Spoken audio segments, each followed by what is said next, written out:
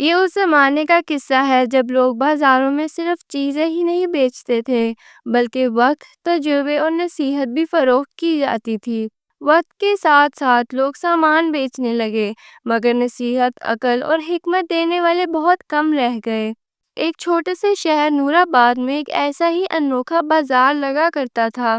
اس بازار کی سب سے منفرد اور مشہور دکان تھی عقل کی دکان، جہاں علم خریدا نہیں سمجھا جاتا ہے۔ یہ دکان ایک بوڑھے شخص کی تھی جنہیں سب بابا حکمت کے نام سے جانتے تھے۔ بابا حکمت کی دکان باقی دکانوں سے بالکل مختلف تھی۔ نہ کوئی ریشمی کپڑے، نہ زیورات، نہ خوشبوئیں، نہ لوہے کے ہتھیار، صرف چند لکڑی کی شیلفیں، کچھ چھوٹے صندوق، کچھ کاغذ پہ لکھے اقوال اور ایک بہت بڑی کتاب جس پر لکھا تھا، جو سمجھ لے وہی عقل مند ہے، جو نہ سمجھے وہی نادان ہے۔ لوگ اکثر ان کی دکان کو صرف تجسس سے دیکھتے، کچھ رک کر سوال کرتے، کچھ مذاق اڑاتے۔ ایک روز 3 نوجوان وہاں پہنچے جو مختلف طبقات سے تعلق رکھتے تھے۔ ان تینوں کے نام تھے: امجد، رئیس زادے کا بیٹا جو دولت کو ہی سب کچھ سمجھتا تھا، بشیر، عالم و فاضل مگر علم سے زیادہ تکبر کا مارا ہوا، کاشف، غریب درزی کا بیٹا، سادہ، باادب مگر بہت جستجو والا۔ بابا حکمت نے انہیں بیٹھنے کو کہا اور پھر بولا، بیٹے، عقل کی 3 درجے ہوتے ہیں: ایک جو انسان کو دنیا میں سنبھالتی ہے، دوسری جو انسان کو لوگوں کے درمیان سرخرو کرتی ہے، اور تیسری جو انسان کو رب سے جوڑ دیتی ہے۔ تم کیا چاہتے ہو؟ امجد بولا، میں وہ عقل چاہتا ہوں جس سے لوگ میرے آگے جھکیں۔ بشیر بولا، مجھے ایسی عقل دو کہ میں دوسرے کو نیچا دکھاؤں۔ کاشف آہستہ سے بولا، میں وہ عقل چاہتا ہوں جو مجھے اللہ کے قریب کر دے۔ بابا حکمت خاموش ہو گئے، ان کی آنکھوں میں نمی تھی۔ پھر انہوں نے 3 چھوٹے صندوق نکالے اور تینوں کو علیحدہ علیحدہ وقت دیا۔ بابا حکمت نے امجد کو پہلا صندوق دیا، وہ سنہرے رنگ کا تھا اور بہت خوبصورت۔ امجد نے خوش ہو کر کھولا تو اس میں صرف ایک آئینہ تھا۔ غصے سے بولا، یہ کیا مذاق ہے؟ میں نے تمہیں چاندی دی اور تم نے مجھے آئینہ دیا۔ بابا حکمت بولے، بیٹے، اسی آئینے میں تمہاری عقل چھپی ہے، دیکھو، غور سے دیکھو۔ امجد نے جھانکا، اس کے چہرے پر غرور، خود پسندی اور نحوست صاف نظر آ رہی تھی۔ اس کے پیچھے کچھ تصویریں ابھرنے لگی: غریبوں کو دھتکارنا، نوکروں پر چلانا، اپنے باپ سے جھگڑا کرنا۔ بابا حکمت نے کہا، یہ آئینہ صرف چہرہ نہیں دکھاتا، دل دکھاتا ہے۔ امجد کا چہرہ سرخ ہو گیا، وہ صندوق بند کر کے خاموشی سے اٹھ گیا، شاید کچھ سوچ رہا تھا۔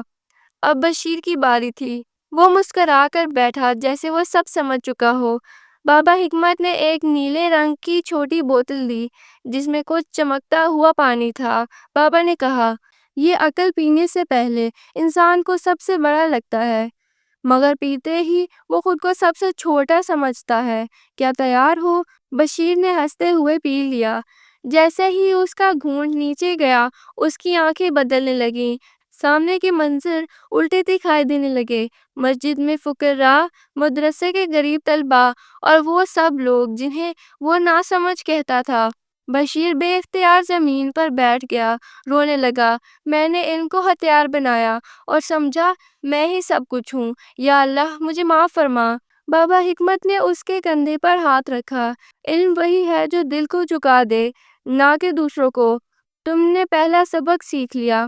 اب کاشف کی باری آئی، وہ خاموشی سے بیٹھا، نگاہیں نیچے، دل میں تڑپ۔